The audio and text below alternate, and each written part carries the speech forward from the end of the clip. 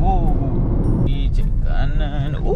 Ayo, asal bising sangat absorber lama tu. Langgar lubang kecil pun dah macam-macam bunyi yang keluar. Benda simple je. Bila getah-getah dan bush dekat komponen suspension korang dah lama tak tukar, dia akan start keras. Memang akan ada banyak pergerakan, lepas tu getaran, sebab tu lah berbunyi. Tambah pula dengan karat dan habuk-habuk yang akan build up dekat sekeliling absorber korang. Bila dah teruk sangat, benda tu akan bergesel. Itulah sebab bunyi krik-krik lah, kuek-kuek lah. Annoying man. Nak selesaikan problem ni tanpa fikir panjang, senang je. Korang tukar je absorber baru. Boleh try pakai satu brand Jepun ni, shock absorber BKA. Good thing pasal absorber daripada BKA ni, spek dia memang ikut sebiji spek OEM tau. Lepas tu dari segi penggunaan dia memang bagi korang ketahanan dan performance kereta yang baik lah. Tukar shock absorber yang ni, sekali tukar semua bush dekat kereta korang, memang akan rasa macam korang bawa kereta baru dah. Korang jangan risau sebab absorber BKA ni available untuk pelbagai jenis model kereta dekat Malaysia ni. Jadi takkanlah korang nak biar je bunyi bising dekat kereta korang tu. Tak nak bertukar kepada shock absorber BKA.